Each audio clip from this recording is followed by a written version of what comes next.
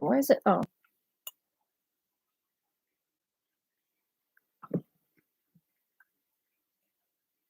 Oh, no.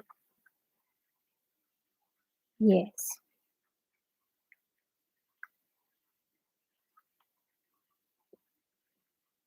No, completely wrong.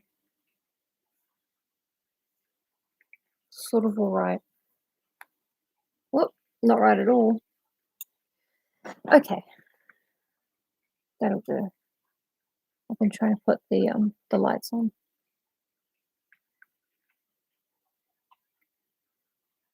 It's very annoying that I have to think about angles and light and where it goes and where I am and where the diffuser is and where the lamp is in the computer. It's annoying that I can't just shine it completely brightly onto my face and read into it like I'm being interrogated into writing Frankenstein. But anyway, this'll do. This'll do. Yeah, pretty good. Ivy's sitting there like a cat submarine and she's just not impressed. I don't know why. It doesn't hurt her at all.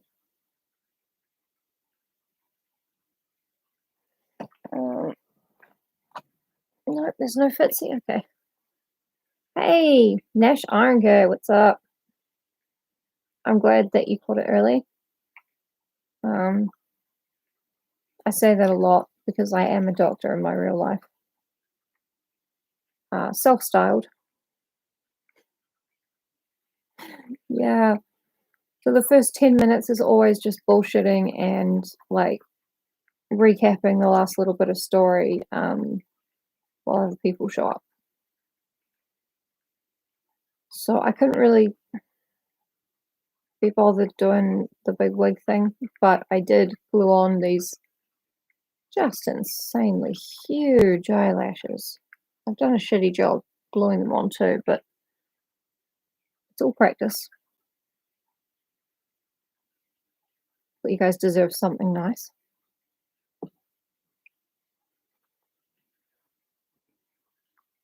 Oh, sorry, just getting comfy and keeping an eye on Ivy, who is keeping an eye on me from the ground. Aren't you? You're looking at me, my love. Turn on your side, machine. Thank you. Okay, so in our last 2 chapters that we read, Victor Frankenstein, who is the most grieving of anybody in his whole family, because only he knows that his creature did these terrible deeds. He's gone for a walk in the mountains to be dramatic by himself. And who should he meet on a mountain but the creature, Jason. I thought that was his name because at the beginning the doctor is Jason him. I'm sorry. It's just I should have been a dad by now, or an uncle at least. I just think it's very funny. So he meets the creature up on the mountain, and they have a very dramatic, like, it's like anime style of overacting and passion, I think. I'm not sure. Hey, sweetheart, you coming up? Come on. No, I'm not putting treats for you on there. I'm explaining Frankenstein. So, Victor's like, I'm going to kill you. I hate you so much. And the creature's like, well, I hate you too, but you made me 8 foot tall and huge. You're not going to kill me. And Victor's like, wow, I still hate you. Oh, Jason's power level is over 9,000. Jason invented Leroy Jenkins. Jason invented much of the internet that we know today. Hello. You guys say hi to Niobe. You gonna say hi? You're gonna say hello. No, she's not gonna look at you. See, she does this. See, she's leaning against this bit of the couch. Well, after her cuddle, the rest of her will be leaning against me. And she'll be sleeping, won't you, my love? You'll be sleeping. Sleeping. It's just confusing because she also does this when she wants to go outside. But if she lies down, it's definitely cuddles that she wants. Hey, Niobe. Oh, beautiful Niobe. You gotta let me talk to the people though, okay? You let me talk to the people for a bit. Yes, I run an involuntary cat hospice. I'll turn this so you guys can see her a little bit. She's looking over her shoulder. She wants me to pet her some more. I know, darling. Figure out where I can sit, where you can see her, but not that. If I do that, you can just not see her more. That didn't help at all. That just went. Look, she's there, okay? She's there. Everything's fine. What was I up to? Oh yeah, Victor and the creature. And the creature says, look, you owe me. He doesn't say what exactly. I assume it's, everything. And he says, listen to my tale and then either help me or kill me. And Victor is like, shit, maybe I did kind of owe him something. Rather, I brought him back to life from the remnants of many dead bodies. And then he was walking around like a newborn baby, and I just screamed and booked it out of there. Maybe that's not what fatherhood is. So he's resolved to sit down and listen to the creature's tale, which we began in chapter 11. Victor is such an idiot. I'm team creature all the way. I mean, he killed a little boy, so that wasn't very nice. But yeah, the creature's like, listen to my tale, and then either make it up to me in some way he has not, specified yet, or tell me you're not going to make it up to me, and I will burn this earth around us both, and kill your family and kill your pets and just everything. So a lot rests on this tale. So he blunders around like a baby in the forest for a bit, learning new skills incredibly quickly, mastering fire, until it got cold. He tried to go into people's houses, but they all freaked out and tried to kill him. Until finally he crept into a little hovel that was leaning on the side of a cottage. So he sort of crept inside and sealed up any holes so that people walking past the little lean-to hovel, I'm not quite sure how to visualize it, but so he wouldn't be seen. And he spent his time spying on the people who live in the cottage. There's an old man and a young man and a young lady. Well, girl. We have to remember the class system here.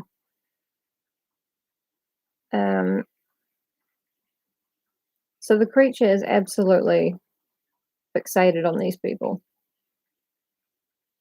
You kidding?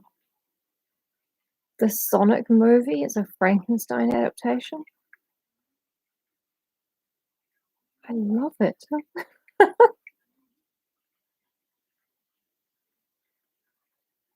She's doing a little weird snore. I'm just going to check to see that everyone got my DM. Oh, I wouldn't like that. I think I prefer the creature to seeing a literal blue hedgehog creeping around. Yeah, I don't know if she got it, but anyway.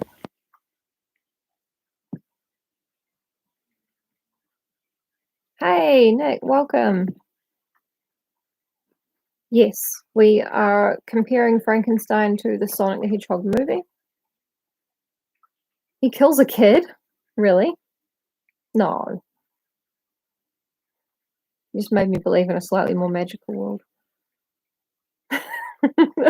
For a second, I was like, I know they love the gritty reboot, but that might be too gritty for Sonic. You know, um, Sonic does not kill a kid. That should be your movie review, like on Amazon or whatever, and then just put 5 stars. Like, you were expecting Sonic to kill a kid, and you're really relieved that he didn't, and that's why you want to rate it 5 stars. Dankeschön. Dankeschön. Funny. For some reason, when we sneeze, me and my sister say Gesundheit to each other, and then Danke to say thank you. So I will just say Danke if somebody says bless you. We don't speak German, me and my sister. Hello, Evelyn. Yes, the wig was high effort, so the lashes went on. What kind of anime girl would I be? You know, in like harem anime.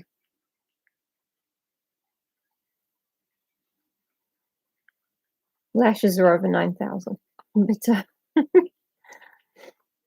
I mean, I know a few German words, but we do not speak German. It's just a thing we do. Charlie doesn't really like bless you because it's Sailor Meteor, Sailor Megan. What planet do you represent, Sailor Megan? I could not get a sponsorship deal with like any planet, which sucks because I don't even know what color to make my uniform. So I just wear one of you guys' uniforms when you chuck them in the laundry hamper. I'll just like pull one of those out and put it on. It's not weird. It brings us closer together as friends. Anyway, Evelyn is here. Niobe is sleeping beside me on the couch there. You see that? I tried to keep her in frame, but I can't really. So I'll wiggle over, but then she'll wake up. She'll wake up if I wiggle. So, okay. We'll stick with how I was originally sitting. And then we'll get into chapter 12.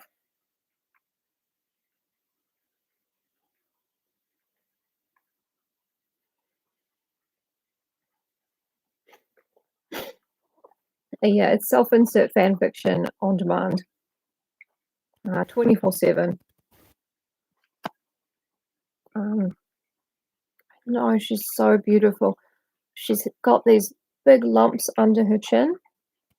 They don't seem to bother her. She seems really healthy, so I haven't done anything about them yet. But she did let me pat under her chin last night. First time. She usually guards it. And I just like really gentle patting, and she was enjoying it. And I was like, I've won even more trust points. Trust points can be spent on getting the cat into the box to go to the vet, etc. Oh god, we're 13 minutes in. We gotta start. We gotta start, you guys. Get on topic.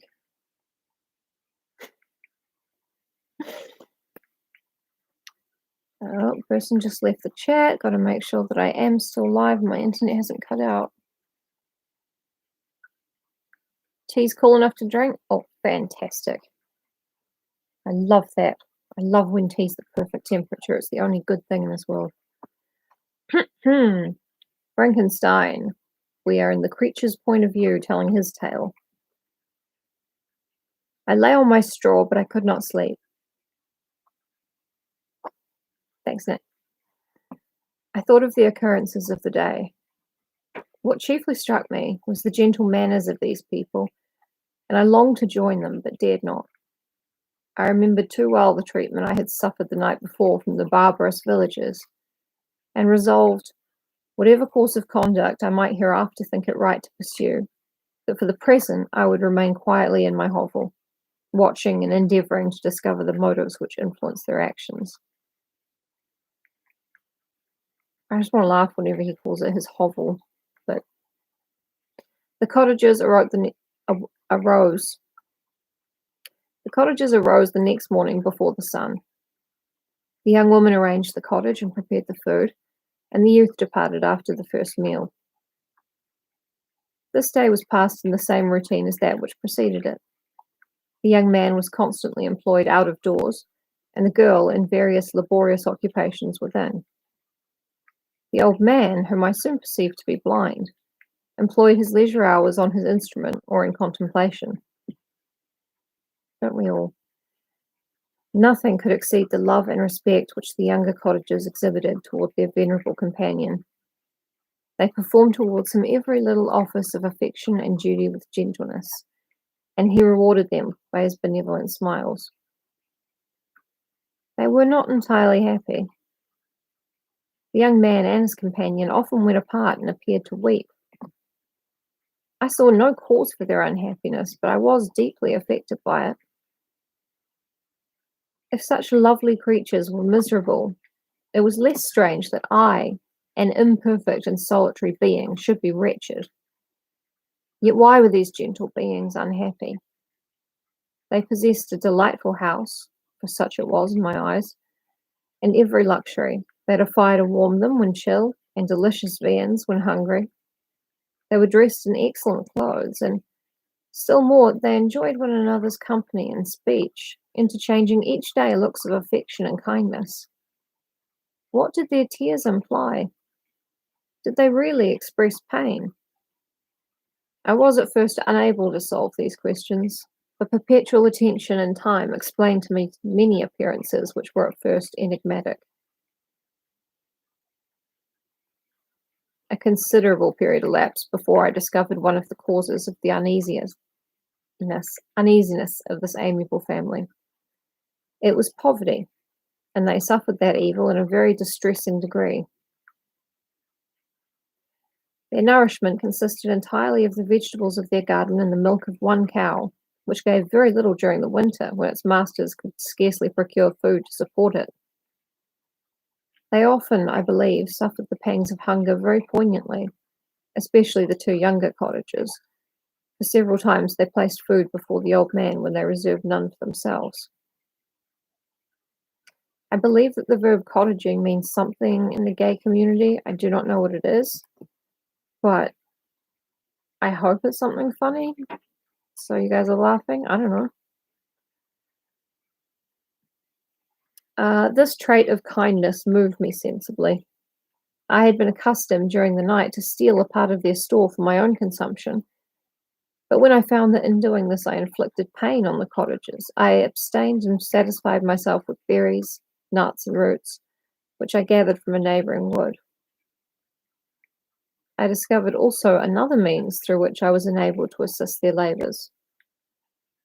I found that the youth spent a great part of each day in collecting wood for the family fire, and during the night I often took his tools, the use of which I quickly discovered, and brought home firing sufficient for the consumption of several days. I remember the first time that I did this, the young woman, when she opened the door in the morning, appeared greatly astonished on seeing a great pile of wood on the outside. She uttered some words in a loud voice, and the youth joined her, who also expressed surprise. I observed with pleasure that he did not go to the forest that day, but spent it in repairing the cottage and cultivating the garden. Hey, Josh.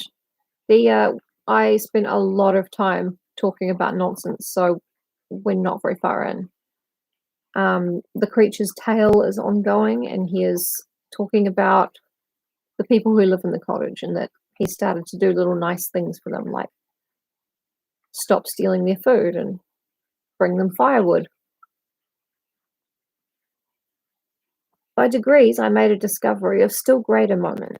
I found that these people possessed a method of communicating their experience and feelings to one another by articulate sounds. I perceived that the words they spoke sometimes produced pleasure or pain, smiles or sadness in the minds and countenances of the hearers. This was indeed a godlike science, and I ardently desired to become acquainted with it. But I was baffled in every attempt I made for this purpose. Their pronunciation was quick, and the words they uttered, not having any apparent connection with visible objects, I was unable to discover any clue by which I could unravel the mystery of their reference. A great application, however, and after having remained during the space of several revolutions of the moon in my hovel, I discovered the names that were given to some of the most familiar objects of discourse. I learned and applied the words fire, milk, bread, and wood. I learned also the names of the cottages themselves. The youth and his companion had each of them several names, but the old man had only one, which was father. He's working it out. It's like seeing a baby's mind work. It's pretty cool. Although most babies can figure out, keywords and people's names before they can cut firewood all night. That's millennial babies. They're decadent. They're social media obsessed. The girl was called Sister or Agatha, and the youth Felix, brother or son. I cannot describe the delight I felt when I learned the ideas appropriated to each of these sounds and was able to pronounce them. I distinguished several other words without being able as yet to understand or apply them, such as good, dearest, unhappy. Learning the word unhappy is really going to help him communicate with Victor, although Victor probably uses bigger words for unhappy. I spent the winter in this manner. Sorry, Naibi's asleep behind me on the chair arm. Look, that's her. That lump there, that's Naibi.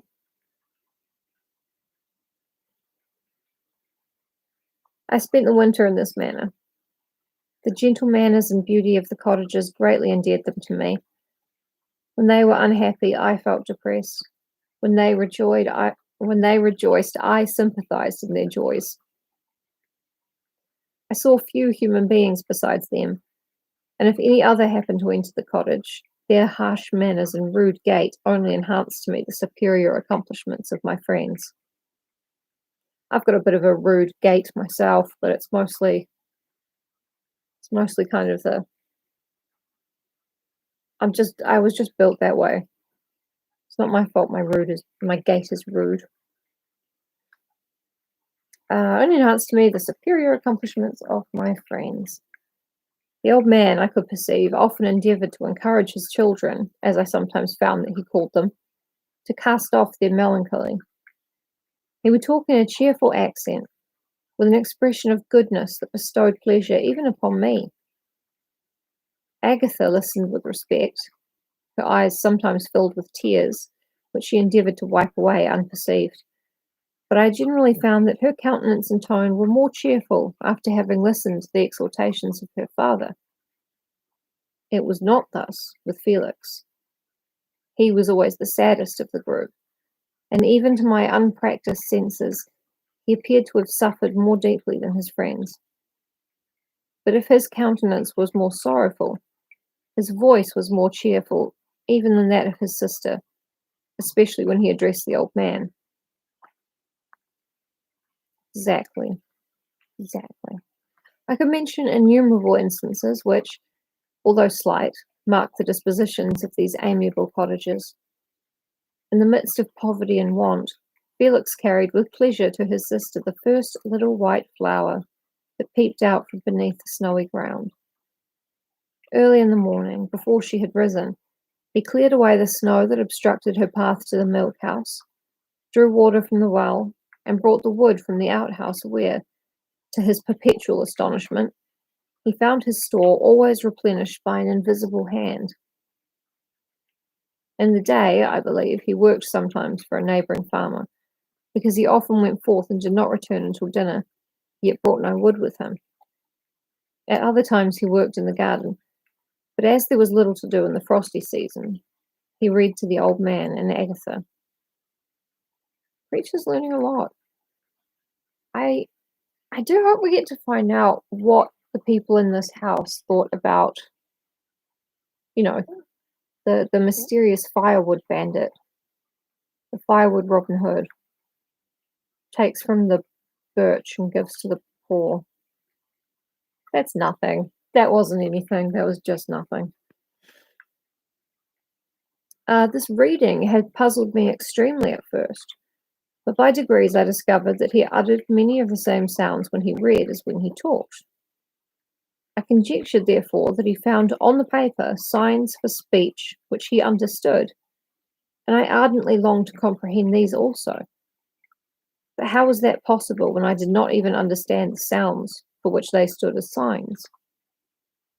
I improved, however, sensibly in this science, but not sufficiently to follow up any kind of conversation, although I applied my whole mind to the endeavour, for I easily perceived that, although I eagerly longed to discover myself to the cottagers, I ought not to make the attempt until I had first become master of their language, which knowledge might enable me to make them overlook the deformity of my figure. For with this also the contrast perpetually presented to my eyes had made me acquainted. Oh, the creature just found out he's ugly.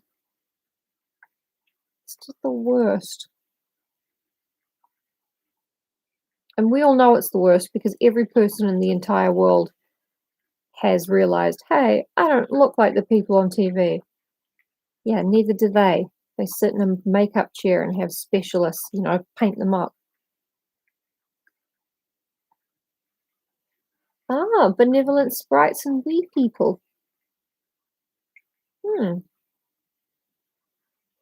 Yeah, that tracks. They're superstitious peasants. Idiots. Who believe in fairies and not an 8-foot tall man revived from the dead who lives in your old pigsty. Which, logically. This is all very, very relatable stuff in here. I had admired the perfect forms of my cottagers, their grace, beauty, and delicate complexions. But how was I terrified when I viewed myself in a transparent pool? At first I started back, unable to believe that it was indeed I who was reflected in the mirror. And when I became fully convinced that I was, in reality, the monster that I am, I was filled with the bitterest sensations of despondence and mortification. Alas, I did not yet entirely know the fatal effects of this miserable deformity. I want to see the scene where Victor puts the creature's face together, because he says that he thought that it would be very symmetrical and handsome. And then he's like, oh no, he's got eyes like big old poached eggs, and his face is all fucked up and gross, and his mouth is all black. Did you just change your mind really quickly, or... Oh, it's all good, Danny. The creature is talking about how he started learning about language and things, and the people who live in the cottage that he's spying on. Nothing particularly exciting has happened yet, so don't worry.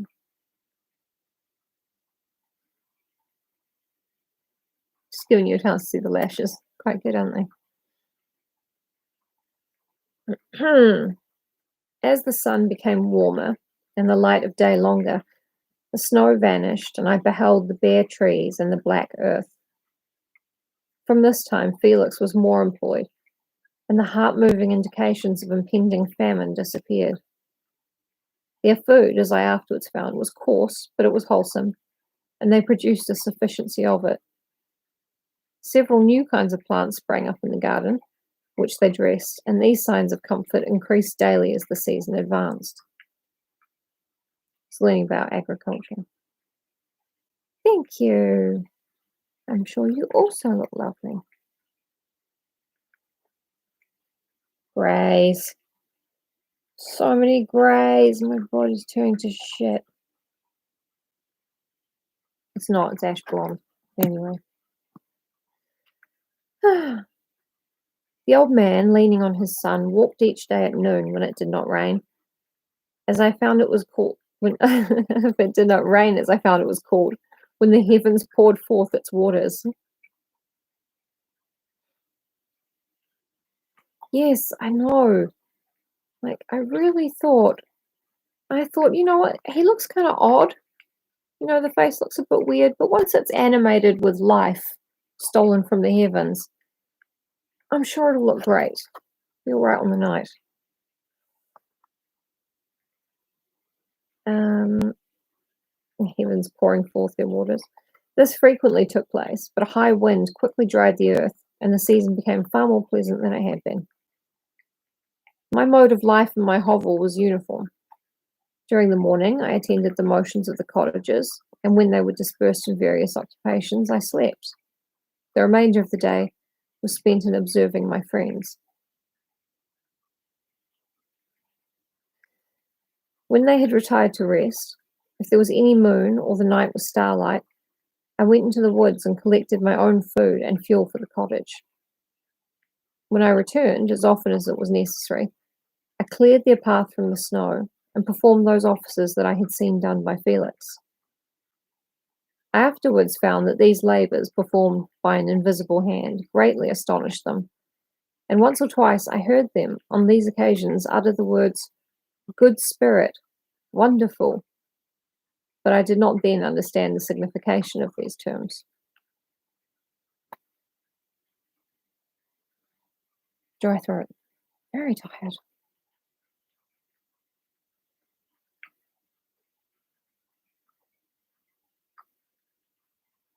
I normally like to be in bed by 10 these days, but I was awake until about 2 last night because I just did not want to go back to sleep. I've been having nightmares and stuff. Didn't want to go to sleep. I was such an idiot. I have to stay awake until bedtime so I can get up in the morning. My thoughts now became more active, and I longed to discover the motives and feelings of these lovely creatures. I was inquisitive to know why Felix appeared so miserable and Agatha so sad. I thought, foolish wretch, that it might be in my power to restore happiness to these deserving people. When I slept or was absent, the forms of the venerable blind father, the gentle Agatha, and the excellent Felix flitted before me. I looked upon them as superior beings who would be the arbiters of my future destiny. I formed in my imagination 1,000 pictures of my presenting myself to them and their reception of me. I imagined that they would be disgusted until, by my gentle demeanour and conciliating words, I should first win their favour and afterwards their love. No, this is Niobe behind me. Isn't it? Yeah.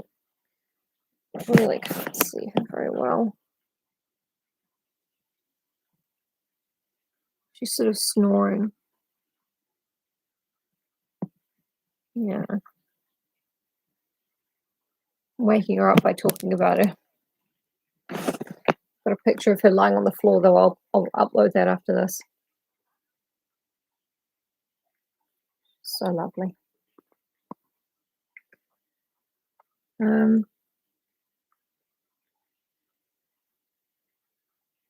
Can you? Oh, good. She's alive. We need to make a Twitch emoji so that you guys can spam it in the chat when I'm on Twitch if she stops breathing, because otherwise I won't notice. Maybe just the Niobe emoji, but with a no over top of it. I don't know. We'll figure it out.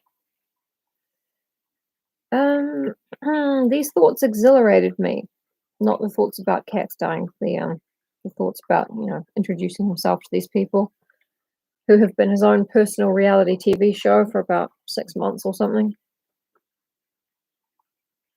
Yes, I know.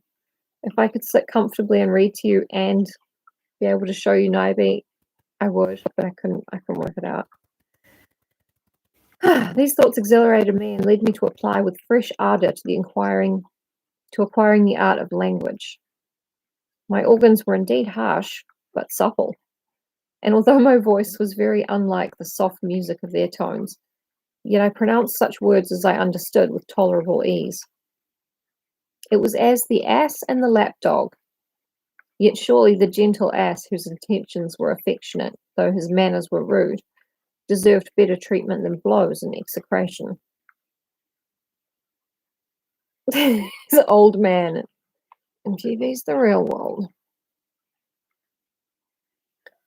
Old man, Felix, Agatha. I have 2 photographs in my hands. One is for the girl who will stay and still have the chance to be.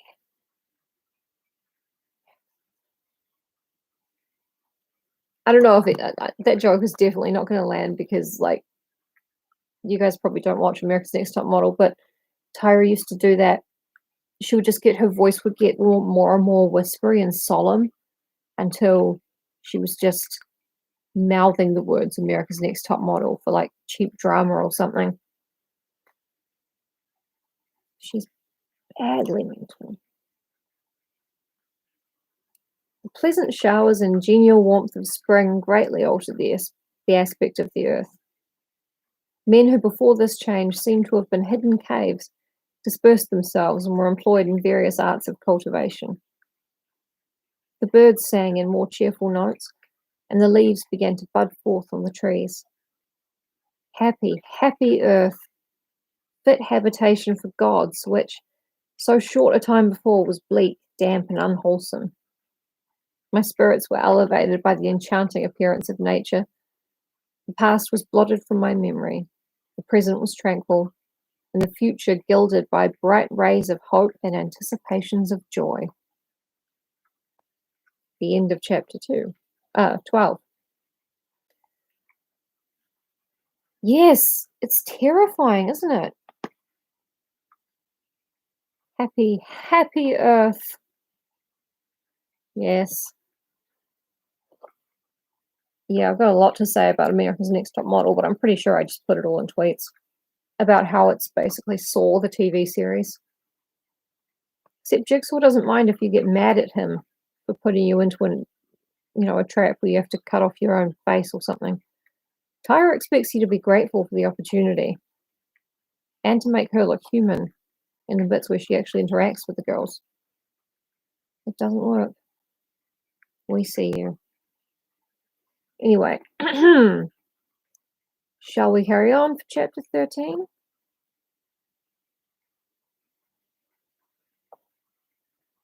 You want to do chapter 13? Ready? You want to do chapter 13?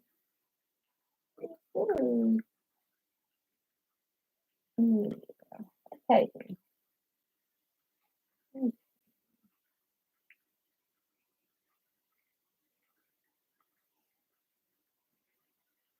She always wags her tail when she's getting a cuddle from me. She's leaning on me real hard. I'm not sure if I'm allowed to. I might have to. No, I can't bring the computer over here. Okay, I'm going to lean forward again, babe. Ready? There we go. There we. Oh no, caught your tail by accident. I'm so sorry. I'm sorry. I was just trying to make it so you can see it.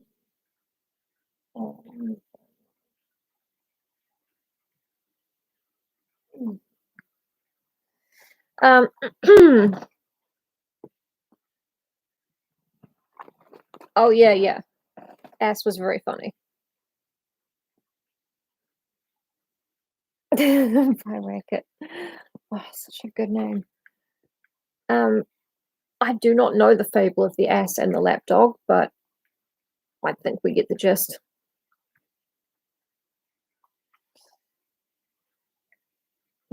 Yeah, I have to get a setup where I can maybe move the couch down and then put like a side table there, big enough for a cat, like glue a cushion to the top of it. I know you think I'm talking about a chair, but I mean something higher than a chair, more taller than a chair. And then you'd be able to see me and Nivy, or Fitz, or whoever. Let's see, what if I were to lean? No. I'm sorry. I'm sorry you have to watch me try and understand the angles of things. Okay. If I go like this and just sit up straight. Frankenstein, chapter 13. Let me know if you can hear me because I'm a little bit further from the microphone. I now hasten to the more moving part of my story. Ooh, thank you, the creature. I shall relate events that impressed me with feelings which, from what I had been, have made me what I am. Ooh, this is going to be sad. Spring advanced rapidly. The weather became fine and the skies cloudless. It surprised me that what before was desert and gloomy should now bloom with the most beautiful flowers and verdure. My senses were gratified and refreshed by 1,000 scents of delight and 1,000 sights of beauty. Sounds good so far, he's fine. It was on one of those days, when my cottagers periodically rested from labour, the old man played on his guitar and the children listened to him, that I observed on the countenance of Felix was melancholy beyond expression. He sighed frequently, and once his father paused in his music, and I conjectured by his manner that he inquired the cause of his son's sorrow. Felix replied in a cheerful accent, and the old man was recommencing his music when someone tapped at the door.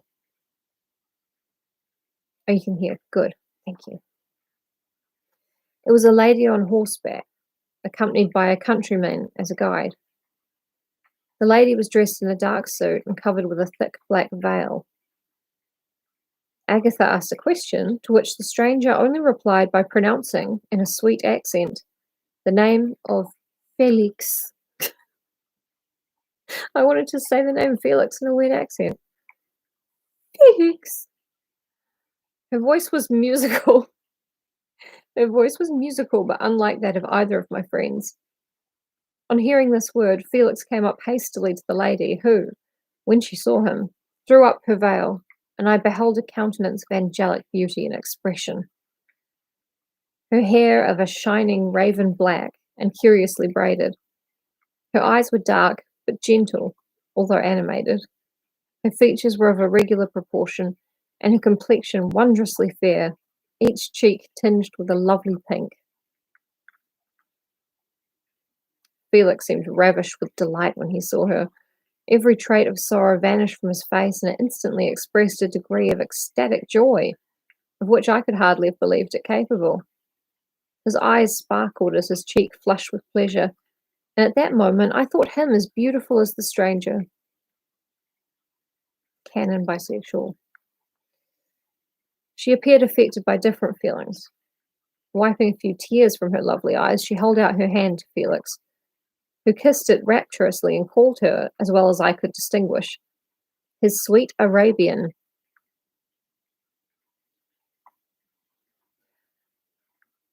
Even if she does come from an Arabian Nights theme park country, don't call her something you can also call a horse. I just think that's... Yeah, Nabi agrees. She did not appear to understand him, but smiled. He assisted her to dismount, and dismissing her guide, conducted her into the cottage. Some conversation took place between him and his father, and the young stranger knelt at the old man's feet and would have kissed his hand, but he raised her and embraced her affectionately.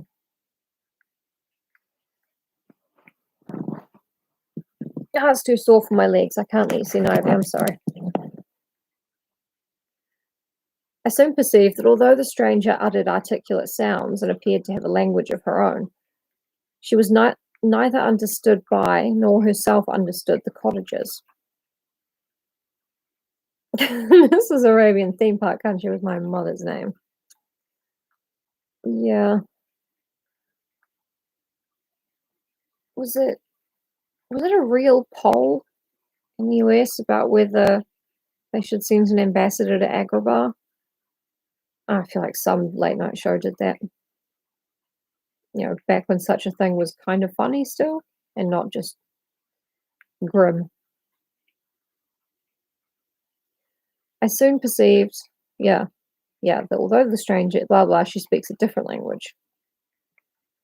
They made many signs which I did not comprehend, but I saw that her presence diffused gladness through the cottage, dispelling their sorrow as the sun dissipates the morning mist. Felix seemed particularly happy and with smiles of delight welcomed his Arabian. Agatha, the ever gentle Agatha, kissed the hands of the lovely stranger and pointing to her brother, made signs which appeared to me to mean that he had been sorrowful until she came. Some hours passed thus, while they, by their countenances, expressed joy, the cause of which I did not comprehend. Presently I found, by the frequent recurrence of some sound which the stranger repeated after them, that she was endeavouring to learn their language, and the idea instantly occurred to me that I should make use of the same instructions to the same end. The stranger learned about 20 words at the first lesson. Most of them, indeed, were those which I had before understood, but I profited by the others. That makes a lot of sense. Yeah. Somebody asked Mary Shelley, well, how does the creature learn English that quickly? Or, Swiss lander, whatever they speak in there. And she was like, well, actually, there was an exchange student there, and he eavesdropped on the English or Swissish lessons. Checkmate, Percy. As night came on, Agatha and the Arabian retired early. When they separated, Felix kissed the hand of the stranger and said, "Good night, sweet Safie." He sat up much longer conversing with his father, and by the frequent repetition of her name, I conjectured that their lovely guest was the subject of their conversation. I ardently desired to understand them, and bent every faculty towards that purpose, but found it utterly impossible.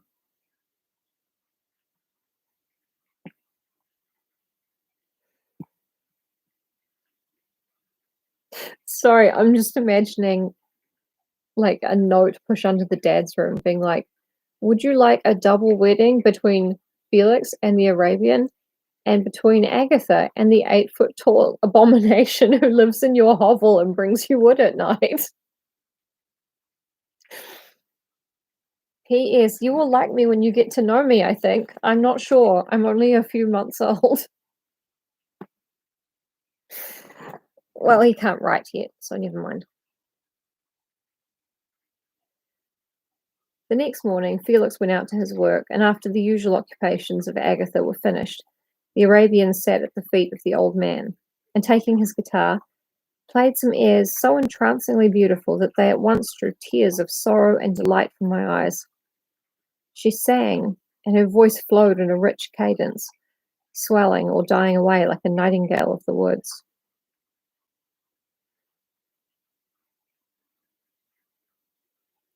Yeah, my parents also told me about the garage monster, but I have to say I never really did believe that. And yeah, it's not true. Actually, I got stories about a little gnome who lived under the house.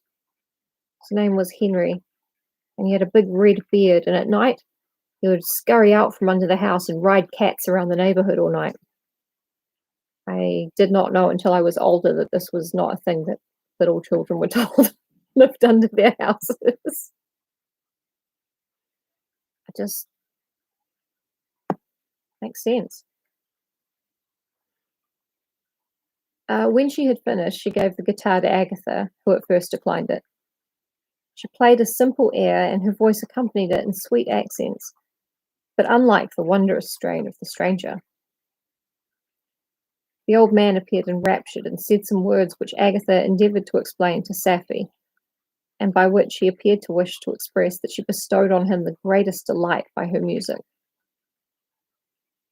The days now passed as peaceably as before, with the sole alteration that joy had taken the place of sadness in the countenances of my friends. Safie was always gay and happy. She and I improved rapidly in the knowledge of language, so that in 2 months I began to comprehend most of the words uttered by my protectors. In the meanwhile also the black ground was covered with herbage, and the green banks interspersed with innumerable flowers, sweet to the scent and the eyes, stars of pale radiance among the moonlight woods.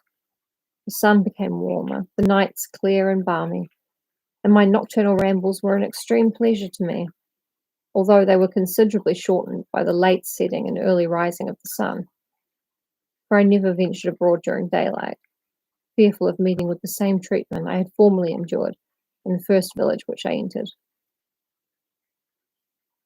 My days were spent in close attention, that I might more speedily master the language, and I may boast that I improved more rapidly than the Arabian, who understood very little and conversed in broken accents, whilst I comprehended and could imitate almost every word that was spoken. He's learning to brag, just like his papa, Victor Frankenstein. While I improved in speech, I also learned science of letters as it was taught to the stranger, and this opened before me a wide field for wonder and delight. The book from which Felix instructed Safie was Volney's Ruins of Empires. I should not have understood the purport of this book had not Felix, in reading it, given very minute explanations. He had chosen this work, he said, because the declamatory style was framed in imitation of the Eastern authors. Through this work I obtained a cursory knowledge of history and a view of the several empires at present existing in the world. It gave me an insight into the manners, governments, and religions of the different nations of the earth. Get ready for a little bit of racism. I heard of the slothful Asiatics, of the stupendous genius and mental activity of the Grecians, of the wars and wonderful virtue of the early Romans, of their subsequent degenerating, of the decline of that mighty empire, of chivalry, Christianity, and kings. I heard of the discovery of the American hemisphere, and wept with Safie over the hapless fate of its original inhabitants. Okay, so the Romans are pretty great, virtuous. The Greeks, very clever. Native Americans, sad about them. Slothful Asiatics. I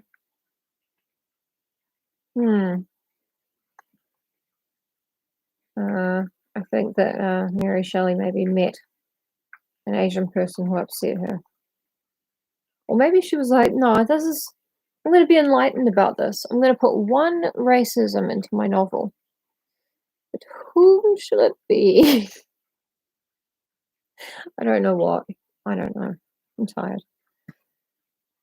These wonderful narrations inspired me with strange feelings. Me too. Was man indeed at once so powerful, so virtuous and magnificent, yet so vicious and base? He appeared at one time a mere scion of the evil principle, and at another as all that can be conceived of noble and godlike. Yeah, you're not going to be sick, are you, darling? Ooh. It's Flora. I'm not talking to my reflection.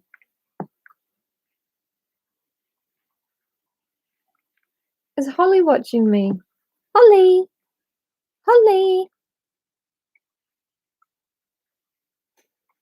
I have nothing for you, Holly. To be a great and virtuous man appeared the highest honour that can befall a sensitive being. To be base and vicious, as many on record have been, appeared the lowest degradation, a condition more abject than that of the blind mole or harmless worm. For a long time I could not conceive how one man could go forth to murder his fellow, or even why there were laws and governments. But when I heard details of vice and bloodshed, my wonder ceased, and I turned away with disgust and loathing. Yeah, maybe. Then again, her husband did die over sepsis. That was in Greece, wasn't it? I don't know.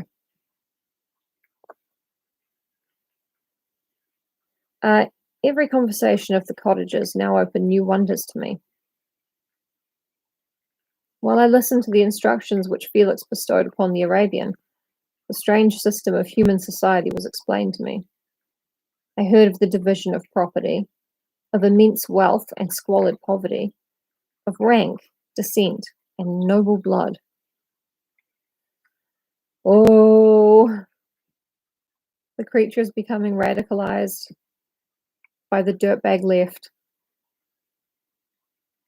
The words induced me to turn towards myself. I learned that the possessions most esteemed by your fellow creatures were high and unsullied descent, united with riches. A man might be respected with only one of these advantages, or without either. He was considered, except in very rare instances, as a vagabond and a slave, doomed to waste his powers for the profits of the chosen few. And what was I?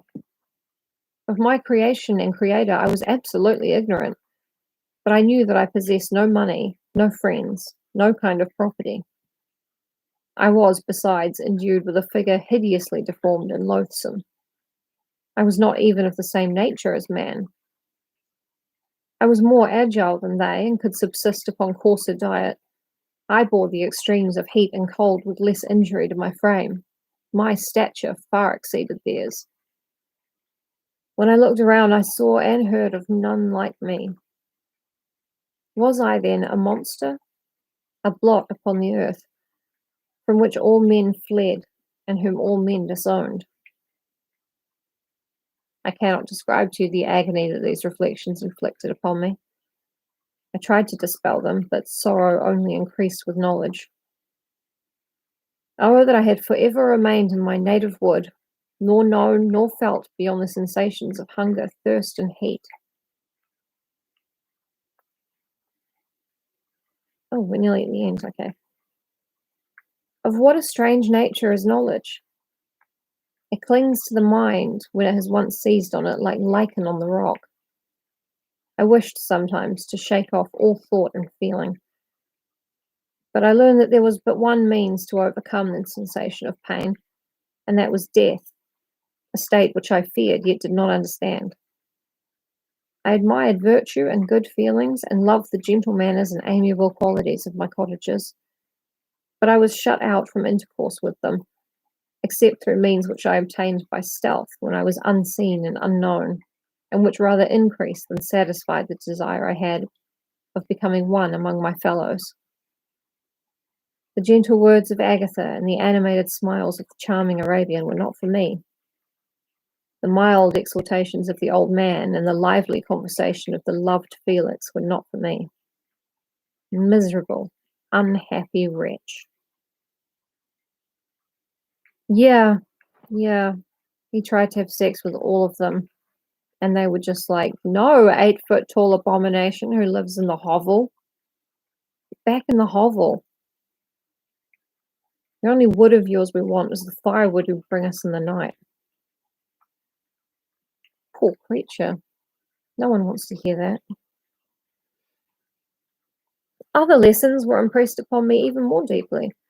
I heard of the difference of sexes and the birth and growth of children, how the father doted on the smiles of the infant and the lively sallies of the older child, how all the life and cares of the mother were wrapped up in the precious charge, how the mind of youth expanded and gained knowledge of brother, sister, and all the various relationships which bind one human being to another in mutual bonds. But where were my friends and relations? No father had watched my infant days. No mother had blessed me with smiles and caresses. Or if they had, all my past life was now a blot, a blind vacancy in which I distinguished nothing. From my earliest remembrance, I had been as I then was in height and proportion. I had never yet seen a being resembling me, or who claimed any intercourse with me. What was I? The question again recurred, to be answered only with groans. I will soon explain to what these feelings tended, but allow me now to return to the cottagers, whose story excited in me such various feelings of indignation, delight, and wonder, but which all terminated in additional love and reverence for my protectors. For so I loved, in an innocent, half-painful self-deceit, to call them. The end of the chapter. Hmm. So the creature is learning how to talk to people, how to behave around people, that he is a huge freak with no parents. So education is kind of a mixed bag, I think.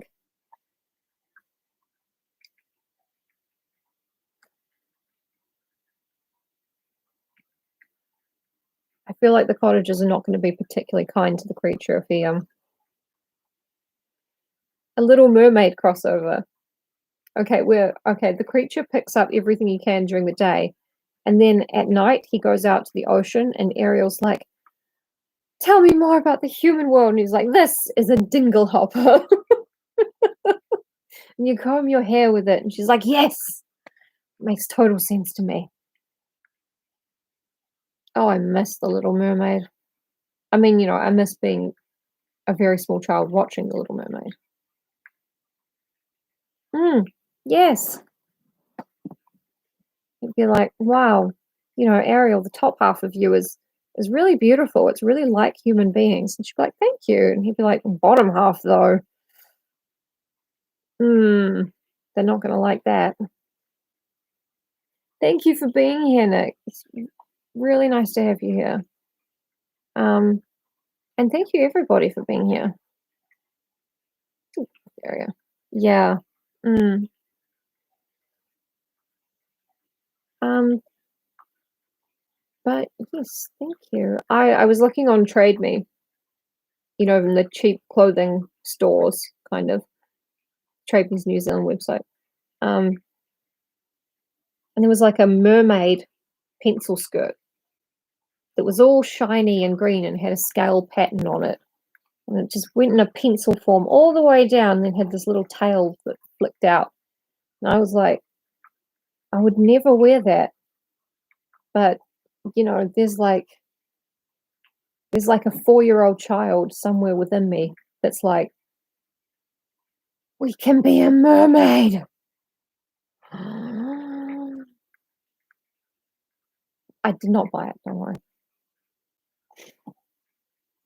Thanks for being here, everybody. Stay safe, stay warm, wash your hands, and don't vex each other unless it's funny. Bye, everybody. Wish me luck.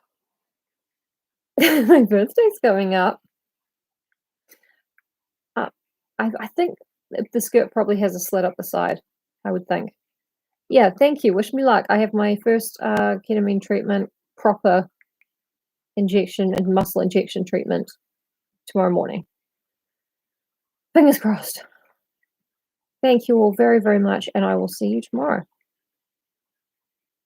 Bye.